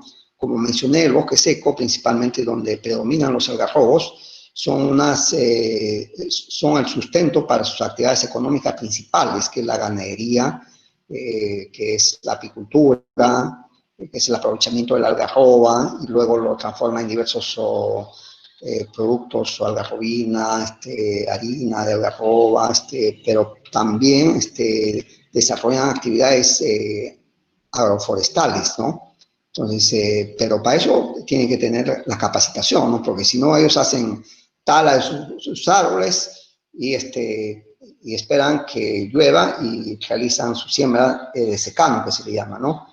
Pero si no tienen una orientación, digamos, es todo libre, todo es terreno seco, eriazo, y que va a ocasionar más degradación, ¿no? Entonces, la idea es fomentar nuevas prácticas, como es la agroforestería, en las zonas un poco más altas, la silvoganadería, digamos, o combinar árboles de faique, charanes con pastos para la ganadería mayor de vacas, ¿no? Entonces, todas esas actividades tenemos que trabajar con ellos, ¿no? Entonces, clave es la comunidad campesina, ¿no? Si no enfocamos nuestra visión con ellos, va a impactar, digamos, los recursos en las comunidades campesinas, ¿no? Entonces, nosotros como CERFOR tenemos un plan de desarrollo forestal comunitario, ¿no? Entonces, promovemos el aprovechamiento forestal comunitario de sus bosques, también el Comité de Vigilancia Forestal Comunitario, ¿no? Para que ellos mismos también conserven y cuiden sus bosques, ¿no? Entonces, sí, definitivamente es clave el trabajo con las comunidades y sí están participando, pero necesitamos zonificar, ordenar, necesitamos mayores recursos para apoyar a las comunidades campesinas en el manejo de sus recursos naturales. Sí, Juan, antes de pasar a la segunda pregunta de Claudia Gutiérrez, al respecto, te quisiera preguntar de las comunidades y de la población en general, si es que, ¿cómo están los movimientos migratorios? ¿Se está generando una mayor presión en lo que es el área rural? ¿Se está migrando a la ciudad? ¿Por dónde viene la mayor amenaza? Eh, sí, definitivamente la migración en estas zonas de bosques secos, digamos, es un problema porque generalmente la juventud está migrando a las ciudades, ¿no? Eso, incluso no solamente a las ciudades de acá de Piura o nuestra región, sino también al vecino país, ¿no? En busca de fuentes de empleo, ¿no? Porque eh, los bosques secos muchas veces, digamos, eh, en estas últimas décadas, la productividad de los bosques ha disminuido, ¿no? Entonces hay menos algarroba, los árboles están secando, hay menos forraje, el ganado disminuye, entonces la población sale de la zona, ¿no? Entonces se va quedando la población más de mayor edad, digamos, en el bosque, ¿no? Y por otro lado, digamos, existe la pérdida del valor tradicional de estos bosques, ¿no? De las actividades de ellos, ¿no? Por ejemplo, ahora ya no se tienen algarroberas para conservar su algarroba, y así no, muchas de estas prácticas tradicionales, digamos, ya no se están transmitiendo a las próximas generaciones, ¿no? Hay un reto también grande para poder revalorar todas las experiencias tradicionales que son muy importantes y que a lo largo de muchos años, digamos, estas poblaciones han aprendido, ¿no? Muchas gracias por la respuesta. La segunda pregunta de Claudia Gutiérrez justamente nos consulta. Para la restauración del paisaje forestal, ¿se ha contemplado la utilización de especies nativas? Si es así, ¿existen fuentes semilleras? Bien, sí, efectivamente, se sugiere el uso de especies nativas, ¿no? Ahí tenemos siempre todavía mucho que conversar con los formuladores de proyectos o con los mismos colegas forestales, ¿no? Para que se prioricen estas especies. Generalmente, caso por el último proyecto, vamos a ver, son 80% de especies exóticas y 20% de especies nativas, ¿no? Debería ser al revés, ¿no? Entonces, todavía ahí tenemos que trabajar mucho el tema, ¿no? Entonces, para utilizar las especies nativas. Las especies nativas son importantes principalmente para las vertientes, ¿no? Quebradas, las zonas altas, hacia páramos, ¿no? Son buenos, aunque también su crecimiento y desarrollo es lento, ¿no? Entonces, se tiene que compensar las necesidades, además con la adecuada planificación del territorio, ¿no? Entonces, no podemos plantar, digamos, por ejemplo, pinos o eucaliptos al borde de una quebrada, ¿no? Entonces, estaríamos haciendo mal, ¿no? Ahí tenemos que utilizar otras especies. Entonces, clave para mí es zonificar el área para poder establecer especies, combinar especies exóticas con especies nativas, ¿no? Pero de hecho, sería bueno priorizar especies nativas. Fuentes semilleras, no tenemos muchas fuentes semilleras. La UDEP, Centro Ideas, hizo un estudio para fuentes semilleras de especies de bosque seco, algunas especies de bosque seco en la zona del Alto Piura. Entonces, hay comunidades que tienen principalmente hualtacos, guayacanes, de Palo Santo, digamos, y la UDEP tiene pues sus fuentes semilleras en el campus de la universidad, ¿no? Pero en realidad también es un tema que tenemos que trabajar mucho, el tema de fuentes semilleras, donde, eh, donde generamos las semillas, ¿no? Entonces, más aún ahora, digamos, semillas o germoplasmas que son resistentes a todo este proceso que se ha dado, digamos, de la mortandad de los algarrobos, ¿no? Entonces, hay que ver especies que han resistido, digamos, a esta afectación, digamos, y sacar semillas, ¿no? Entonces, todavía, digamos, hay muchas debilidades en ese tema de los bancos semilleros que tenemos que seguir trabajando en ese tema. Nosotros como CERFOR, en los planes de manejo forestal, digamos, ellos también tienen, identifican los árboles semilleros y lo conservan los árboles semilleros, ¿no? Entonces ahí también tenemos que serían las fuentes semilleras en los planes de manejo forestal que se realizan, digamos, y que son autorizadas por el Servicio Forestal y Fauna. Muchas gracias, Juan Lucio. Como última pregunta, me parece está registrada la de José Rivas y consulta. ¿Estos avances de restauración se ha realizado réplicas en Lambayeque y Tumbes? No sé si sabe al respecto. Sí, el caso del repoblamiento de semillas en el bosque seco, aprovechando el fenómeno del Niño, sí se hizo en Tumbes, 50.000 hectáreas. Piural fue la mayor cantidad, 270.000 hectáreas aproximadamente, y Lambayeque también, cerca de 100, un poco más de 100.000 hectáreas que se hizo, ¿no? Ahora, lo que pasa, digamos, también tenemos una gradiente de humedad, ¿no? Tumbes es mucho más lluvioso, hay mayor humedad, digamos, puede tener mayor éxito las plantaciones. Piura es un poco menos que Tumbes, y Lambayeque ya es la zona extrema, ¿no? Mayor sequía, ¿no? Entonces, menor lluvia. Entonces, el Lambayeque sí, digamos, siempre es más afectado cuando ocurre este tipo de fenómenos o este tipo caso de la mortandad de los algarrobales, por ejemplo, digamos, o Lambayeque tiene mayor afectación, digamos, en los bosques de algarrobo, ¿no? Entonces, eso también un poco relacionado a la gradiente de humedad y otros factores también, ¿no? Agua subterránea, plagas, insectos que han sido pues las causas de esta mortandad, ¿no? Entonces, sí hay experiencias que se han replicado. Por otro lado, también, digamos, existe todo un trabajo colegiado entre los gobiernos regionales de Lambayeque, Piura y Tumbes, que se ha conformado y La Libertad también, que ha conformado una plataforma para la conservación de los bosques, ¿no? Entonces, ese es una mesa, una instancia donde desde el nivel político, digamos, se intercambian experiencias, conocimientos sobre estas restauraciones y otros temas, ¿no? Entonces, y por otro lado también, digamos, tenemos un evento que realizamos todos los años, que es el Congreso Regional Forestal del Bosque Seco, ¿no? Se gestó en Piura, en Tumbes,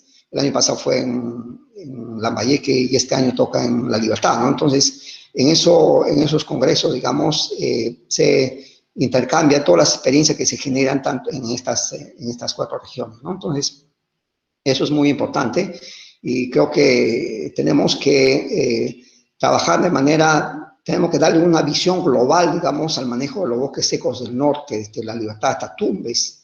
Eso es indefectiblemente, son ecosistemas comunes, tienen la misma problemática y tienen que tener también la misma estrategia de actuación, ¿no? Entonces, eso es clave, ¿no? Entonces, y la aplicación ya es focalizada a nivel de cada región, ¿no? Entonces, creo que por eso que todas las experiencias que se generan en las regiones se van compartiendo, digamos, en estas instancias de los gobiernos regionales o de estos congresos que estamos trabajando y difundiendo todas estas experiencias, ¿no? Entonces, sí, definitivamente hay intercambio de experiencias, hay experiencias que se han realizado no todas en las regiones, pero sí se conocen.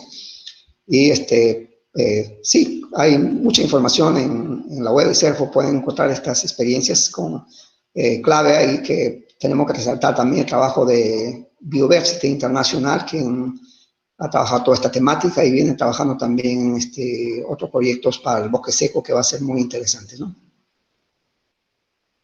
Claro, estimado Juan Lucio. Unas últimas 2 preguntas, me parece. Jonathan Sánchez consulta sobre si la ceiba debería considerarse como especie endémica en peligro. Y por otro lado, si también debería mencionarse sobre los bosques secos que se encuentran en Cajamarca, Bolívar. Ah, perfecto. Empiezo tal vez por el último. Sí, los bosques secos en realidad es un ecosistema que no solamente existe en la costa norte, ¿no? Que para la costa norte, seguro que ustedes conocen a Reinaldo Linares, al doctor. Él es un capo en estos temas también de bosque seco, digamos, y él hace una clasificación de los bosques secos de la costa norte como bosques secos ecuatoriales, ¿no?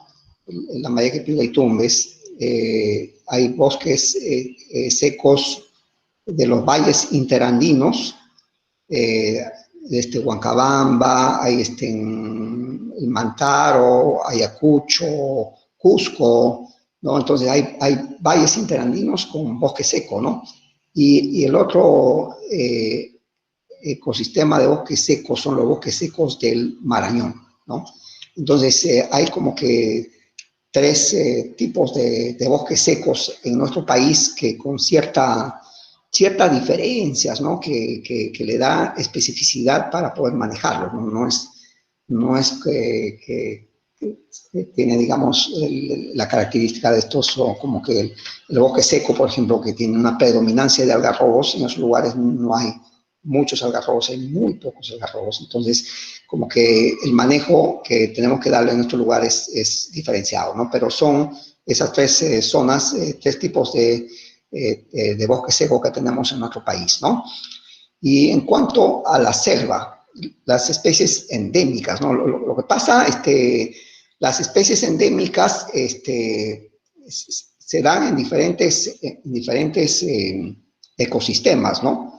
Por ejemplo, la zona de bosque seco está dentro de una zona de endemismo que se llama Tumbesino. Ustedes saben que el bosque seco no es solamente en Perú, ¿no? Ecuador también tiene su bosque seco, ¿no? Ecuador tiene en la zona del límite con Perú, en Loja, en Zapotillo, tiene por Huaquillas, en El Oro, pero también tiene en el Guayaquil y tiene en Manabí, tiene bosque seco, ¿no? Entonces, por eso que los bosques secos, digamos, tienen especies endémicas que son propios de estas regiones, especies, tanto especies de flora y de fauna silvestre, ¿no? Entonces, esas son las especies endémicas, ¿no? Entonces, el bosque seco está dentro de la zona de endemismo tumbesino, ¿no? Por eso le da un valor importante. Hay muchas especies de pericos o que son de loros, ahí son endémicos y muchas más especies, tanto de flora también. La selva, digamos, es otro ecosistema que en la selva también hay especies de endemismo, ¿no? Entonces, pero son ecosistemas diferenciados, ¿no? Entonces, eso es un poco en referencia a las preguntas Muchas gracias. Y que se la han última generado. pregunta, ya para finalizar, muchas gracias, Juan Lucio, por tu tiempo, Sí. viene justamente de Luis Campos, y él pregunta, para establecimiento de áreas prioritarias para la restauración, ¿son necesarios diversos datos de entrada para la metodología RAM? ¿Se utilizó la capa bosque seco para Piura, Tumbes y Lambayeque? Si no se tiene información, ¿cómo se plantea la prioridad de áreas? O sea, me parece que él pregunta justamente sobre los datos de entrada de la metodología RAM para priorizar y de dónde se Ajá. consiguieron o qué tan disponibles están. Sí, efectivamente, CERFOD ya ha realizado para 17 regiones del país, digamos, bajo esta metodología, digamos, las áreas prioritarias para la restauración de paisajes forestales, ¿no? Entonces, como mencioné, digamos, la metodología se ha realizado a través de talleres participativos, donde los diferentes actores identifican las áreas donde están más deforestadas y luego ya con la metodología específicamente que tiene que ver mucho con el acopio de imágenes de satélite de diferentes estudios existentes tanto a nivel de los gobiernos regionales, a nivel nacional, a nivel... Entonces se ha tenido que cruzar todas estas informaciones para generar todos estos mapas, ¿no? Entonces hay toda una serie de variables que se ha generado, entonces, y que finalmente pues se ha definido estas áreas y se ha priorizado, ¿no? Entonces, la metodología pueden encontrar, digamos, en un estudio, en la página web de CERFOR, en publicaciones, ahí pueden obtener, digamos, varios de estos documentos que estoy manifestando, ¿no? Genial. Muchas gracias, Juan Lucio Tibo. Nuevamente, de parte de todo el equipo de Cibosec, te agradecemos profundamente tu participación en la charla. De hecho, sí, de hecho ha sido bastante provechosa, ¿no? Y justamente como usted mencionaba, en el contexto de este día tan especial en que estamos, en que tenemos que comprometernos todos para luchar contra la desertificación y la sequía, ¿no? Que son problemas que no solamente afectan a nuestros ecosistemas, sino, como usted bien ha mencionado, también a las poblaciones de las que dependemos de ellos, ¿no? Bueno, sin más, deseo invitarlo a dejar algunas palabras finales, sin antes dejar de recordar de que de parte de Cibosec nos pueden seguir tanto en el Facebook como YouTube y como Instagram. Nos pueden seguir buscándonos como Cibosec. Muy bien, agradecer a Cibosec, a los jóvenes que están promoviendo todo estas conferencias virtuales, y también agradecer a todos los que nos han estado siguiendo durante todo este tiempo. Creo que lo hemos hecho un poquito largo, pero creo que sirve para poder intercambiar conocimientos, experiencias, que va a ser de mucha ayuda seguro para ustedes, ¿no? Entonces, lo importante que también invitamos el Círculo de Bosque Seco, a los de la Universidad Agraria de Lima, de la Universidad Agraria de La Molina, para que puedan también sumarse y puedan contribuir de manera un poco más directa a algunas acciones de investigación en el bosque seco, visitas, lógicamente, luego que pasa esta pandemia, ¿no? Entonces sería excelente. Nosotros con todo gusto vamos a orientarles, a apoyarlos, porque en Piura también estamos trabajando el tema de la investigación. Es clave la investigación para el manejo de nuestros bosques.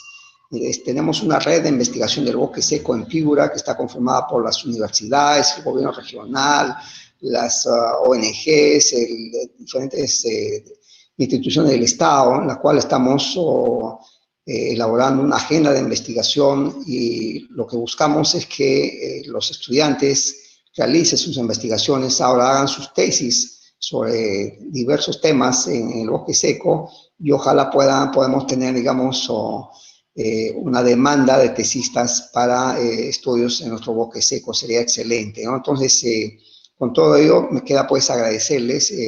Tenemos una gran tarea como personas, como ciudadanos, para poder contribuir en nuestro medio ambiente, en la conservación de nuestros recursos naturales.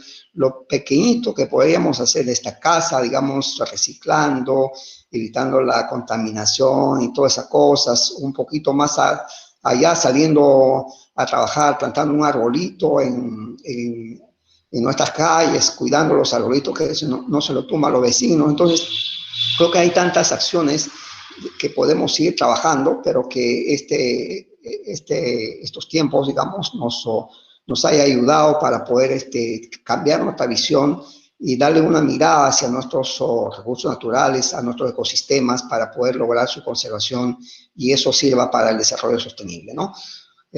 Nuevamente agradecerles, y estaremos hasta una próxima oportunidad. Muchas gracias. Muchas gracias por sus últimas palabras. De todas maneras, creo que esta exposición ha servido como para brindarnos información por la cual podemos actuar. Sin más que decir, de hecho, queríamos dejarle en claro a nuestro amigo Juan Utivo que nos vamos a mantener en comunicación, porque estamos muy interesados en la propuesta de investigación que podemos realizar allá, de todas maneras. Sin más que decir, damos por culminada la charla, y muchas gracias a todos los participantes y asistentes. Que tengan un excelente día.